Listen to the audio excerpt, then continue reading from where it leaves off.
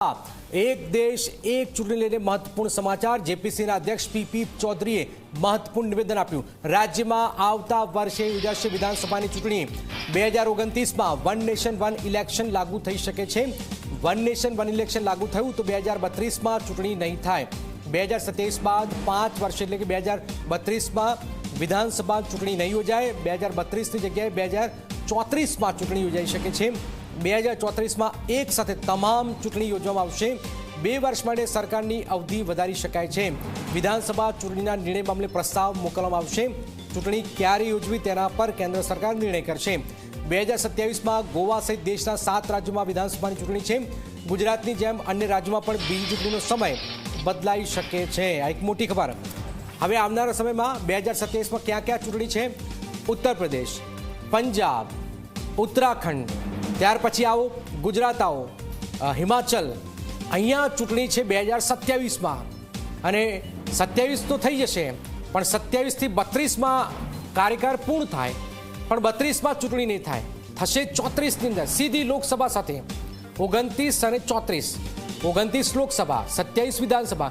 તો જ્યારે 27નો કાર્યકાળ જે છે એ 32માં પૂરો થાય, પણ 32માં ચૂંટણી નહીં થાય, એ થશે 34ની અંદર બધા વિધાનસભાની લોકસભાની એક સાથે। આ એક મોટી ખબર હાલમાં ઝી 24 કલાક પર સામે આવી રહી છે। જો 2032માં આ મોડલ લાગુ થશે, આ એક મોટી ખબર છે।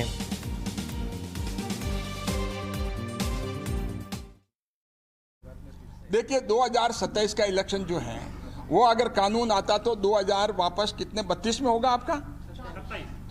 2027 के बाद 32 में, तो 32 में जो चुनाव होगा तो अगर 29 में कानून आ जाएगा तो 34 में वापस होगा सबके साथ में।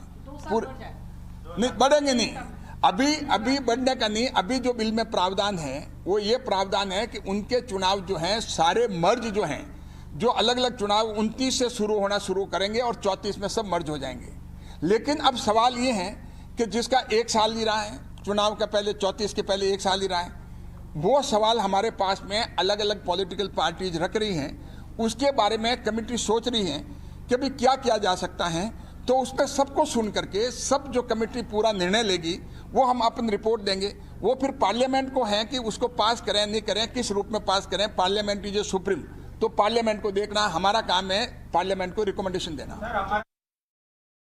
नहीं, मैं ये कह रहा हूं कि 29 के पहले जो भी चुनाव होंगे वो 5 साल के लिए होंगे। अगर 29 में लॉ पास होता, 28 में लॉ पास होता, सपोज 28 में लॉ पास होता है और पास होने के बाद में लागू होता है, पास होने से नहीं होगा, लागू अगर होने का अलग प्रावधान है कि वो लागू 29 में करते हैं। जैसे 30 मई को लागू किया, 30 मई के बाद में जो चुनाव होंगे उस पर वो लॉ लागू होगा और उस कानून के तहत होंगे।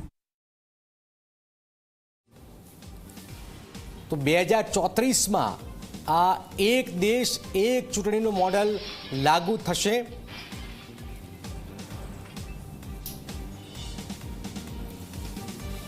તો આ એક મોટી ખબર હાલમાં સામે આવી રહી છે ઝી 24 કલાક પાસે। ગુજરાતના વિધાનસભાનો કાર્યકાળ સમજી લો 27 ડિસેમ્બરથી શરૂ થાય એટલે 2032 ડિસેમ્બરે 5 વર્ષે પૂરો થાય। પણ 5 વર્ષે પૂરો થાય એટલે જ્યારે તમારે એક દેશ એક ચૂંટણી યોજવાની છે તો લોકસભા પહોંચો। લોકસભા હવે ક્યારે છે? 2029માં। પૂરી ક્યારે થાય? 2034માં। તો 2 વર્ષનો જે ગેપ રહે, આપણે ત્યાં વિધાનસભા 32 પૂરી થાય, લોકસભા 34 પૂરી થાય, તો આ જે ગેપ છે 2 વર્ષનો એ હવે પૂરાશે 2034ની અંદર।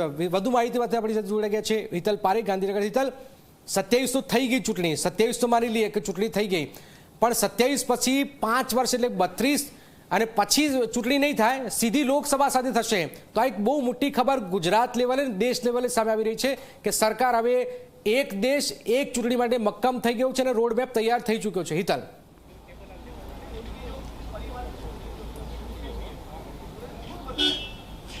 જી જનક ચોક્કસ એવું કહી શકાય કે જોઈન્ટ પાર્લામેન્ટરી કમિટી જે છે એ છેલ્લા 3 દિવસથી ગુજરાતના પ્રવાસે છે અને આજે એનો અંતિમ દિવસ હતો। સ્વાભાવિક છે કે એના ચેરમેન જે છે પીપી ચૌધરી, તેમનું આ નિવેદન આવ્યું છે સામે કે જે પ્રકારે ગુજરાતમાં 2027માં ચૂંટણી થાય અને એ પછીની સીધી ચૂંટણી જ્યારે એક નેશન એક ઇલેક્શન છે ત્યારે થાય, એટલે સ્વાભાવિક છે કે ગુજરાતને સત્તાનો કાર્યકાળ છે એ સીધી રીતે 2 વર્ષનો લંબાઈ જઈ શકે છે.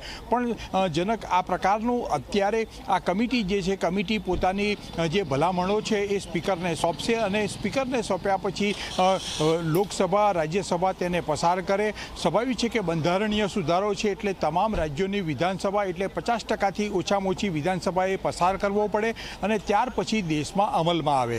એટલે ક્યાંક ને ક્યાંક સવાલ અત્યારે અનેક છે, કારણ કે જે પ્રકારે ગુજરાતમાં 2 વર્ષનો કાર્યકાળ સીધી રીતે વધારે લંબાઈ જાય છે એ પ્રકારની જે વાત આવે છે. એ ઉપરાંત જોવા જઈએ તો તાજેતરમાં જ અત્યારે હમણાં જ જે રાજ્યોના ઇલેક્શન પત્યા છે એ રાજ્યોની પણ સ્થિતિ એવી થાય કે તેમનો કાર્યકાળ 3 વર્ષથી વધુ લંબાઈ જઈ શકે છે. એટલે આ તમામ વસ્તુઓ અત્યારે જોતોની વાત છે. ચોક્કસ એટલું નક્કી છે કે દેશમાં એક રાષ્ટ્ર એક ચૂંટણી આ જે સૂત્ર છે એ સૂત્ર ઉપર અત્યારે દેશ કામ કરી રહ્યો છે. પાર્લામેન્ટરી જે જોઈન્ટ પાર્લામેન્ટરી કમિટી છે એ ગુજરાત 7મું રાજ્ય હતું. એ અગાઉ 6 રાજ્યોને તેઓએ સાંભળી ચૂક્યા છે, તેમની રજૂઆતો સાંભળી છે અને હજુ આ સમગ્ર દેશમાં આ કમિટી ફરશે અને તેમાં લોકોના વિચારો લોકોના મંતવ્યો જાણશે અને એમાં કેવી રીતે સુધારો વધારો કરી શકાય એ તમામ રિપોર્ટ તૈયાર કરીને સ્પીકરને સોંપશે અને ત્યાર પછી જ આગળની કાર્યવાહી થશે. જી જનક. બિલકુલ બિલકુલ, એક મોટી જાણકારી હિતલ આપી રહ્યા છે. આભાર હિતલ, આ ખૂબ જ મહત્વપૂર્ણ જાણકારી છે.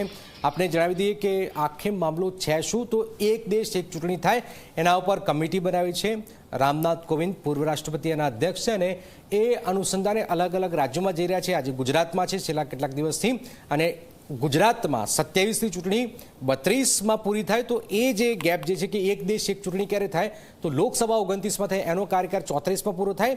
તો આજે 34માં વિધાનસભાની એક સાથે ચૂંટણી થાય એના પર હાલમાં મનોમંથન થઈ રહ્યું છે.